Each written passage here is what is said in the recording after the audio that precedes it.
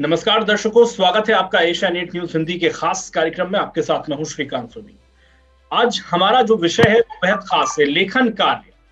क्योंकि ये कितना चुनौतीपूर्ण होता है और एक 10 साल का वंडर बॉय यानी कि अभी शर्मा अगर रामायण को 250 छंदों में लिखे तो ये कितना मुश्किल होगा, इसी कार्य को हम समझेंगे और बात करेंगे। हमारे साथ मौजूद है खास मेहमान अभी, जो कि बाल कलाकार है और एंकर भी हैं और साथ में वंडर बॉय के रूप में मशहूर हैं और हाल ही में उन्होंने रामायण को हिंदी में 250 छंदों में लिखा है।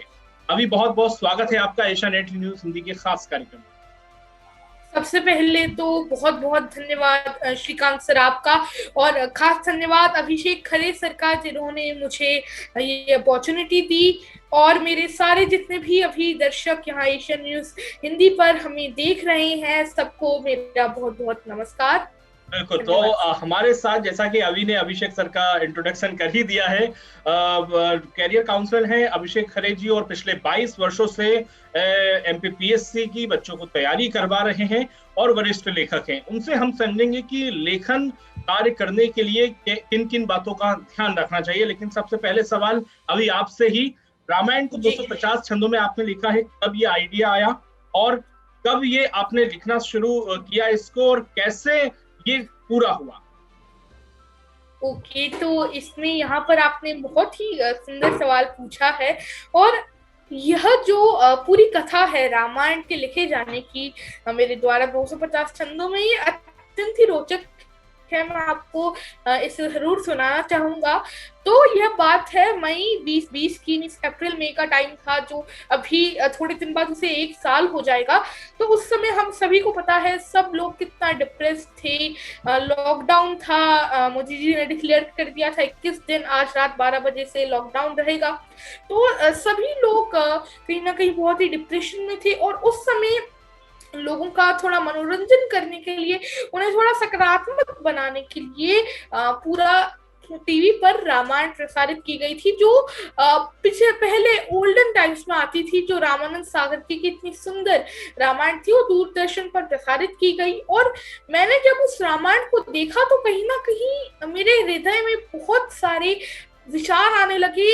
जो राम जी का इतना महान चरित्र था, उसके प्रति मैं और जागरूक हुआ, क्योंकि रामायण और जितने भी महाभारत के पौराणिक कथाएं हैं, ये सब मैंने अपने माता पिता से, अपने नाना नानी से, दादा दादी से बचपन से मैं सुनता आ रहा हूँ, मैं पढ़ता भी आ रहा हूँ।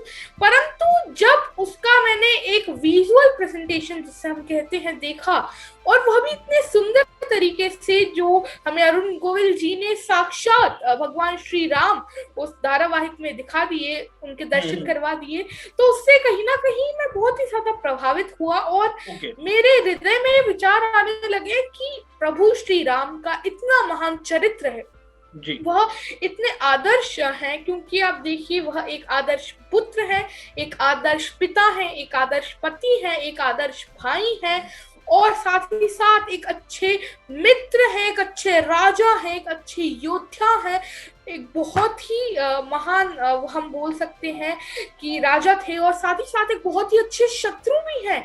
और सबसे बड़ी बात, वह स्वयं भगवान है, he is the supreme personality of God.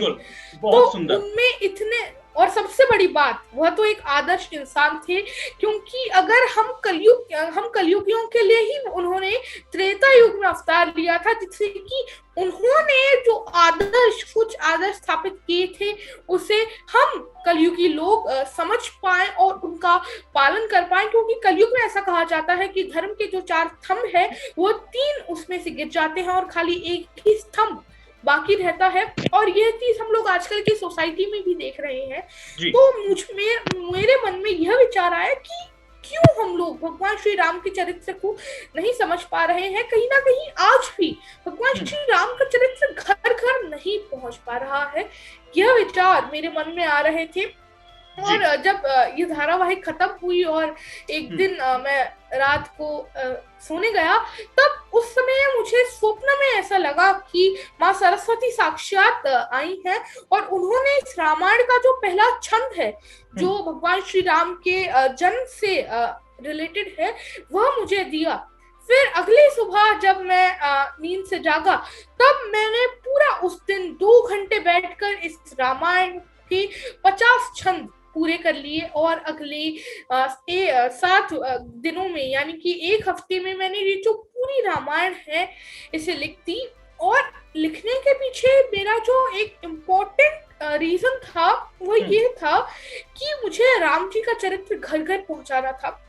मैंने इस रामायण को मात्र 250 छंदों में लिखा है, क्योंकि लोग रामायण क्यों नहीं पढ़ते, इसलिए नहीं पढ़ते क्योंकि रामायण देखकर ही लोगों का माथा चकराने लग जाता है कि अरे इतनी मोटी रामायण है, या रामायण इतनी बड़ी है, क्योंकि वाल्मीकि जी की रामायण में 24,000 श्लोक हैं, तुलसीदास जी की रामायण में इतनी सारी चौपाइयां हैं। तो कहीं ना कहीं हम जो पतित लोग हैं उन लोगों को यह बिल्कुल भी उनसे पढ़ा नहीं जाता, इतनी बड़ी बड़ी रामायण।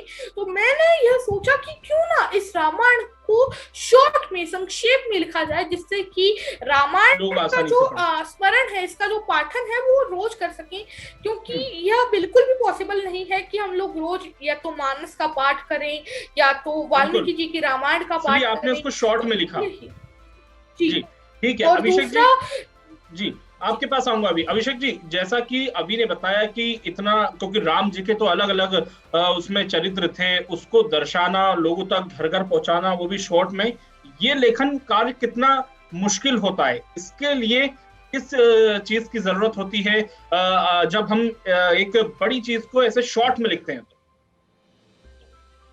सबसे पहली चीज तो श्रीकांत, मैं एक चीज बताऊं कि मैंने ये अभी की पुस्तक पढ़ी है और मैं इसको अभी भी देख रहा हूँ। तो पुस्तक लिखना कोई बहुत आसान काम नहीं होता है। बिल्कुल। मैंने अपनी पहली पुस्तक लिखी होगी तो मुझे याद है करीब मैं 25 वर्ष के आसपास था जब मैंने अपनी पहली पुस्तक लिखी। उसके बाद मैंने और कई पुस्तक लिखी।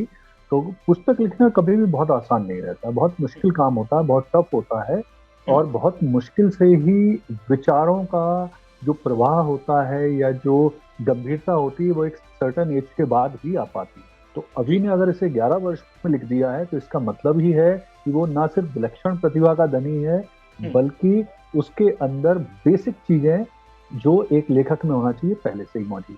तो पहली चीज तो ये है। दूसरी, इससे पहले भी वो अपनी विभिन्न क्षेत्रों में, वो मल्टी डायमेंशनल पर्सनालिटी है, मल्टीटास्किंग कर लेता है, वो एंकर है, एक्टर है, परीक्षा और एग्जाम में भी बहुत अच्छा कर रहा है, सभी परीक्षाओं में अच्छे ढंग से उत्तीर्ण होता है। तो इसका मतलब है वो पहले से ही विलक्षण है। तो विलक्षण है तो अब सिर्फ उसे डायरेक्शन की जरूरत थी। तो देखिए, आप अगर जहां बहुत सारे बच्चों ने खेलने में या दूसरी चीजों में अपना समय व्यतीत किया है लॉकडाउन के दौरान, उसने कितना क्रिएटिव काम किया। तो इसका मतलब ही है कि अगर सही डायरेक्शन में बच्चे को सोचे जाए और इसके पीछे उनके पेरेंट्स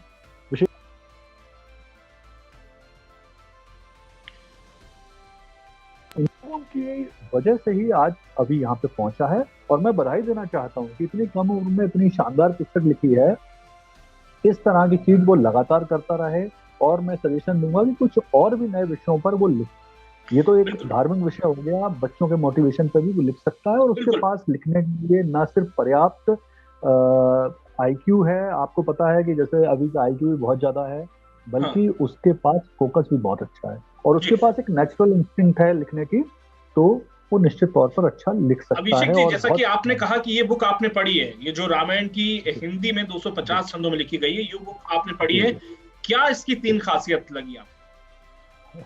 सबसे पहली बात तो खासियत ये है कि जिस तरह से चयन किया है अभी ने चीजों का, श्लोकों का चयन करके उसे बहुत आसान भाषा में, मतलब श्लोकों में प्रेजेंट करने की कोशिश की है। पहली बात वो है। दूसरी, इस पुस्तक को अगर आप ध्यान से देखेंगे तो ये बहुत साधारण, सिंपल और बहुत अच्छे ढंग से इसे लिखा गया है, और अंदर इसमें बहुत सारे, अगर मैं आपको बताऊं तो इसमें चित्र भी बने हुए हैं, बहुत अच्छे ढंग से चित्र भी बनाए गए हैं, बहुत अच्छे तरीके से। तो ये तीनों विशेषताएं हैं, और तीनों विशेषताओं के साथ ये पुस्तक ना सिर्फ हर बच्चे को पढ़ना चाहिए बल्कि पेरेंट्स को पढ़ना चाहिए, और मेरा कहना है कि हर उस व्यक्ति को पढ़ना चाहिए जिसे रामायण का सार संक्षिप्त मिल सके, और साथ ही साथ इसकी जो अभी की मेहनत है वो सार्थक हो सके। बिल्कुल।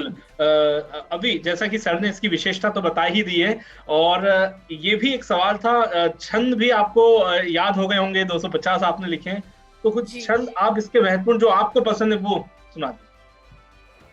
बिल्कुल। तो सबसे पहले तो अभिषेक सर का बहुत बहुत धन्यवाद। सर, आप अपना जो शुभाशीष है हमेशा मुझ पर बनाए रखें, और बिल्कुल ही मैं अन्य विषयों पर भी जरूर ही लिखूंगा। और ये जो सर इतने सुंदर चित्रों का वर्णन कर रहे हैं, इसके इलस्ट्रेटर हैं मनीष ढाका भाई, उनको भी धन्यवाद देना चाहूंगा। और मेरी जो रामायण है, ये मेरी बालमुखी रामायण, इसको पुस्तक रूप देने के लिए मैं इंद्रा पब्लिकेशंस का भी धन्यवाद करना चाहूंगा। तो मैं इसके जो स्टार्टिंग के कुछ छंद हैं वो मैं आपको जरूर सुनाना चाहूंगा। वो छंद ऐसे हैं। नमन करूं भगवान गणेश, हरो हमारे सारे कलेश, और वीणा वादनी को प्रणाम, दे दो माँ विद्या वरदान। शुरू करें कथा रामायण की, परम सुखदायिनी कथा श्री हरि की। कथा है यह अवधपुरी की, पावन धरती इक्ष्वाकु वंश की। राज किए जहां दशरथ धर्मात्मा, जिनके घर जन्मे परमात्मा। ऋषियों संग दशरथ धर्मज्ञ, करे पुत्र का मेष्ठी यज्ञ। देवन आनि किए विनती, जब हरि जन्मे मां धरती पर तब। दशरथ के घर उत्सव आया, अवधपुरी में उल्लास छाया। अज पुत्र के 4 दुलारे, राम लखन भरत शत्रुघ्न प्यारे। चारों कुमार अवध के प्राण, धीर वीर ज्ञानी बलवान। सारे भाई गुरुकुल जाए, गुरु वशिष्ठ से शिक्षा पाए। शस्त्र शास्त्र अध्यात्म विज्ञान, सबका लिया प्रभु ने ज्ञान। शिक्षा प्राप्ति के उपरांत, अयोध्या लौटे दशरथ के प्राण। तो ये जो पहला अध्याय इसका मैंने आपको सुनाया, मैंने ऐसे ही छंदों में ये पूरी रामायण को लिखा है, और इसे मैंने 10 भागों में बांटा है। और एक इम्पोर्टेंट ये भी चीज है कि मैंने इसे हिंदी भाषा में लिखा है, क्योंकि अगर हम लोग देखें कि जो नॉर्मल रामायण है, जैसे कि वाल्मीकि जी हो गई, रामचरितमानस हो गए, तो वो दोनों जो भी जितने भी महान ग्रंथ हैं, यह ऐसी भाषा में लिखे गए हैं जो आजकल कहीं ना कहीं लुप्त होती जा रही हैं। जैसे कि वाल्मीकि रामायण संस्कृत में लिखी गई है, रामचरितमानस तुलसीदास जी के द्वारा उसे अवधी में लिखा गया है, और फिर बहुत सारी अन्य रामायणें हैं जिन्हें प्रादेशिक भाषाओं में लिखा गया है। जैसे कि अगर हम रंगनाथ जी की रामायण की बात करें, या फिर कंभन रामायण बात करें, या फिर अध्यात्म रामायण, फिर बहुत सारी ऐसी रामायण है, भावार्थ रामायण। तो ऐसी बहुत सारी रामायणें हैं जिन्हें प्रादेशिक भाषाओं में लिखा गया है। तो इसलिए ही कहीं ना कहीं ये भी मुझे एक रीजन लगा कि लोग इसे पढ़ नहीं पा रहे हैं, क्योंकि अलग अलग भाषाओं में है, या ऐसी भाषा में है जो आजकल लुप्त होती जा रही है, या फिर बहुत कम लोगों को वह भाषाएं ज्ञात हैं। तो मैंने इसे हिंदी भाषा में लिखा, जिससे कि सब लोग इस भाषा को, इस किताब को पढ़ सके। अभिषेक जी, ये कितना चुनौतीपूर्ण हो जाता है जब आप किसी ऐसे ग्रंथ को लिख रहे हैं जो कि अलग अलग भाषाओं में है, उसको आपको हिंदी में लिख रहे हैं, तब किन किन बातों का हमें ध्यान रखना पड़ता है?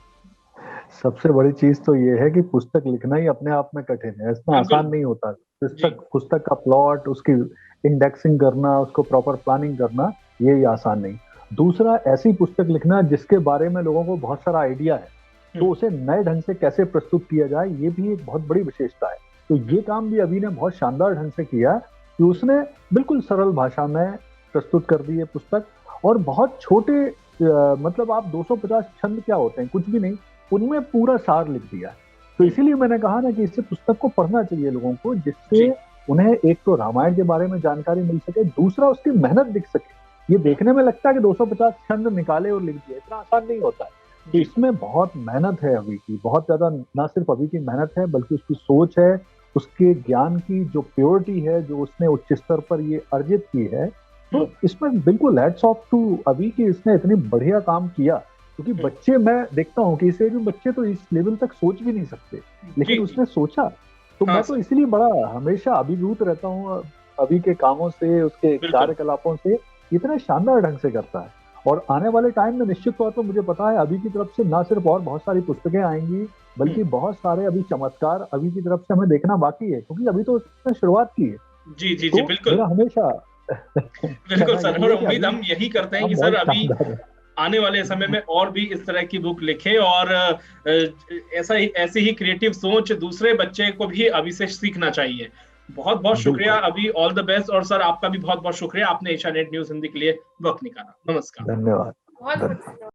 कैसा लगा ये वीडियो हमें कमेंट सेक्शन में ज़रूर बताएं, और अगर ये वीडियो पसंद आया हो तो इसे लाइक और शेयर भी करें, और हमारे चैनल एशियानेट न्यूज़ हिंदी को सब्सक्राइब करना ना भूलें, और इसके नोटिफिकेशन पाने के लिए बेल आइकन को ज़रूर दबाएं।